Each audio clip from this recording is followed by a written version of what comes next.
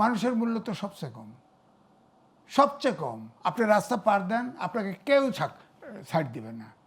গণতান্ত্রিক রাষ্ট্র ব্যবস্থায় কোনো গুপ্ত রাজনীতির সুযোগ আছে? নাই। তার মানে বিএনপির ভেতরে যদি গুপ্ত এরকম থেকে থাকে, সেটি তো সরকারের মধ্যেও আছে। তাহলে অবশ্যই আছে, ক্ষমতাসীন দলের মধ্যে অবশ্যই যদি আছে। থাকে, তাহলে আমার কাছে একান্তে জিজ্ঞেস করুক, আমি নাম বলে দেবো। আমি এই কারণেই কি সরকার বা আপনি যেটা বললেন যে প্রধানমন্ত্রী উন্নত চিন্তার মানুষ, কিন্তু তার যারা অ্যাসোসিয়েটস তারা এই সংস্কৃতির মানুষ, ব্যাপারটা হলো সিনক্রোনাইজেশন হচ্ছে না। একটা উনি ধরেন ব্রিটেনের মানুষ, ব্রিটেনকে আমরা ওয়েস্টমিনিস্টার সিস্টেম ফলো করি। ব্রিটেনে তো আমিও ফ্যামিলি সহ 10 দিন ছিলাম, আমার তো মনোজগৎ চেঞ্জ হয়ে গেছিল। উনি 17 বছর ছিল। উনি কালচারালি পুরোপুরি বিলেতি বাংলাদেশি নাগরিক। উনি আসছেন, উনি বিলেতি অর্থাৎ পশ্চিমা দেশের আদলে গণতান্ত্রিক একটা দেশ কাঠামো কীভাবে গড়ে ওঠে ওই ধরনের একটা গ্রুপ তার দরকার ছিল। কিন্তু সেই জায়গায় তাহলে নতুন এই যে সরকার চলতে শুরু করলো, এই সরকার কি তাহলে খেই হারাচ্ছে কিনা, এই প্রশ্নের উত্তর শুনবো আমরা ছোট্ট একটি বিরতির থেকে ফিরে। দর্শক, আর কাবুল প্রশ্নগুলো সহজ নিচ্ছে, ছোট্ট বিরতি, সাথেই থাকুন।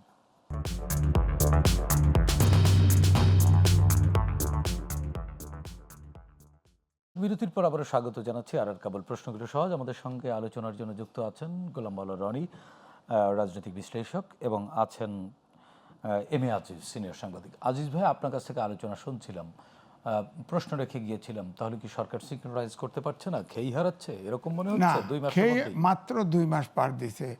এখনই দেশের যে ক্রাইসিস সব মিলে অন্তর্বর্তীকালীন সরকার অনেক দেশটারে ফোকলা করে ফেলছে, লুটপাট কইরা সবগুলোর বিরুদ্ধে দুদকে মামলা আছে, আবার বিশ্বে যুদ্ধ লাগছে, জ্বালানি ক্রাইসিস সব মিলে। তারপরে নতুন একটা মন্ত্রী পরিষদ করেছে, এবং সরকার প্রধানমন্ত্রীও তো তার কোন কোন সেক্টর বেসড নানান এক্সপার্টদেরকেও তো নিয়োগ দিচ্ছেন, তিনি তো কাজ করছেন না। এক্সপার্ট কেমন এক্সপার্ট?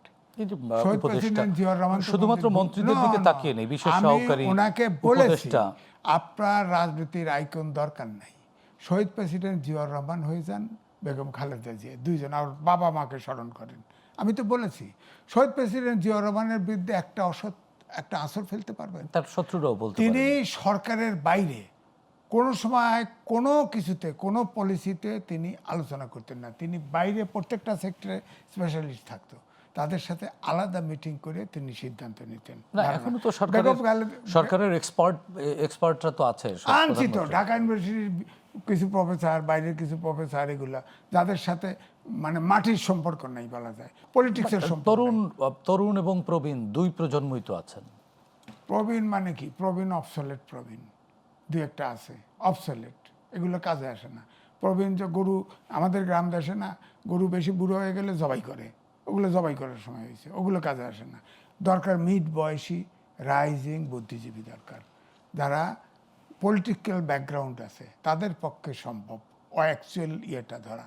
কিন্তু ওনার যে অ্যাসোসিয়েট হয়ে গেছে, অ্যাসোসিয়েট সমস্যা। আপনি বলেন তো দেখি, এখন এটা বললে খারাপ লাগে, অনলাইনের যুগে ভাষানে ধানের শীষ দিয়ে গেছে জিয়াউর রহমানকে, এই কথাটা কে ওনার মুখে তুলে দিল? তার চাকরি গেল না কেন? ওনার পার্সোনাল স্টাফের তো কারো চাকরি যায় নাই, গেল না কেন? এটা তো গুগলে সার্চ দেন, এখনই পাবেন, ডেট তারিখ সহ পাইবেন। হ্যাঁ, এটা মুখ দিয়ে বলালো কেন? এটা ট্রল হয় কেন? প্রধানমন্ত্রী পারসেপশন একটা ব্যাপার আছে, বা পলিটিক্সে পারসেপশন একটা ব্যাপার। এখন যে পারসেপশন আপনি যেটা বলছেন, আমি তো সেটা বলবো না। আমি যত ডিপলি দেখতেছি, সাধারণ পাবলিক তা দেখে না। সাধারণ পাবলিকের পেটে ক্ষুধা। এই যে ঢাকা শহর গ্রামে কিন্তু কৃষিকার্যে শ্রমিক পাওয়া যায় না, সব আসিয়া ব্যাটারি চালিত নৌকা রিক্সা চড়তেছে।